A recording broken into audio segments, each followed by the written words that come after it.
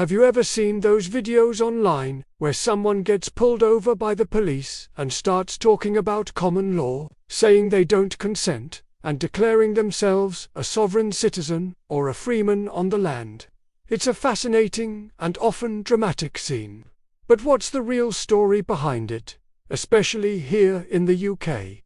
Do these claims actually hold any legal weight? Can you just declare yourself outside the law and not have to follow the rules like everyone else? Today, we're diving deep into this topic to separate fact from fiction. First, let's break down what this movement is all about.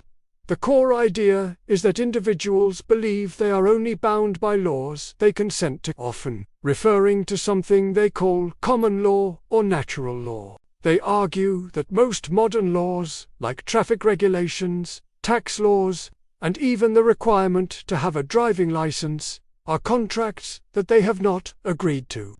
Therefore, they believe they don't have to comply. They often use specific, unusual language, thinking it has special legal power, like referring to themselves as a living man or woman instead of a person, which they believe is a legal fiction or a corporation. It sounds like a clever loophole, right? If you could just opt out of laws you don't like, life might seem a lot simpler. But here's the crucial part. From a legal standpoint, in the United Kingdom, this entire argument has no basis. It has been tested in court many, many times, and every single time it has been completely rejected by judges. Let's look at the police interaction. When a police officer stops you, whether you're driving or walking, they are acting under legal powers granted to them by Parliament. For example, under the Road Traffic Act, they have the power to stop any vehicle at any time. They can ask you for your name, your address, your driving license, and your insurance details. Claiming you are a sovereign citizen and don't recognize their authority doesn't magically make these powers disappear. The police have a duty to enforce the law as it is written. They aren't legal scholars who are there to debate the philosophical merits of your beliefs. They are there to carry out their duties. If you refuse to provide the information they are legally entitled to ask for, you're not engaging in a high-level legal debate. You are, in fact, committing a separate offense. This could be something like obstructing a police officer or failing to provide driver details. Think about it this way. The laws of the United Kingdom apply to everyone within its jurisdiction. It doesn't matter what you believe, what you call yourself, or what documents you've signed in your own home. The courts have consistently ruled that these freeman or sovereign citizen arguments are, to use the legal terminology, frivolous, vexatious, and without any merit. One judge famously described these arguments as gobbledygook and nonsense.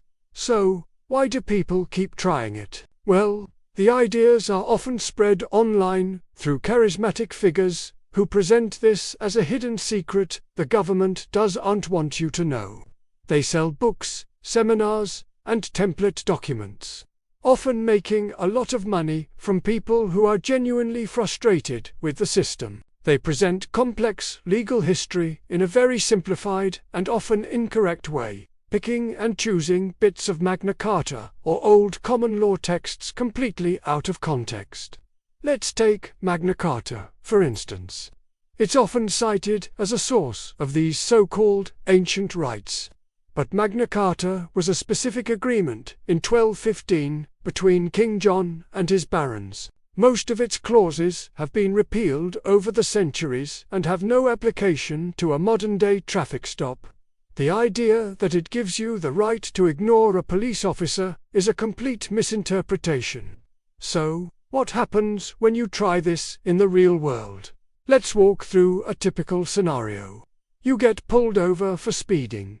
The officer asks for your license. You refuse and start talking about not consenting and being a free man on the land. The officer will likely be patient at first, but their patience will run out. They will explain the law and what you are required to do. If you continue to refuse, the situation will escalate. You could be arrested for failing to provide your details, or for the original offense. Your car might be seized because you can't prove you're insured. You'll end up in court, not just for the speeding ticket, but for the additional offenses you committed during the stop. And when you stand before the judge and try to use these sovereign citizen arguments, they will be dismissed. You will likely be found guilty, fined, get points on your license, or even face a more serious penalty. You'll end up in a much worse position than if you had simply complied in the first place. There are countless court cases that confirm this. In every instance, the judiciary has been crystal clear. You cannot unilaterally decide which laws apply to you. The law applies to everyone equally. This is a fundamental principle of the rule of law. It ensures that society functions in a fair and orderly way. If people could just opt out of laws they didn't like, society would quickly descend into chaos. Imagine if people could decide not to pay taxes, or ignore traffic lights, or not register their cars. It simply wouldn't work. It's also important to remember your rights when dealing with the police. You do have rights. You have the right to remain silent, but the police can still ask for your name and address. You have the right to legal advice, but these rights exist within the legal system, not outside of it. Trying to use sovereign citizen tactics is not exercising your rights. It's an attempt to invent a new legal system that only exists in your own mind. In conclusion, while the idea of being a sovereign citizen might sound appealing to some, it is a legal dead end in the UK. When a police officer asks you to comply with a lawful request, you are legally obligated to do so. Refusing on the basis of these theories will not lead to your freedom.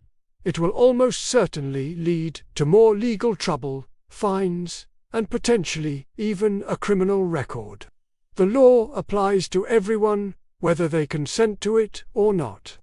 The best approach is always to understand your actual legal rights, be polite and compliant during a stop and challenge.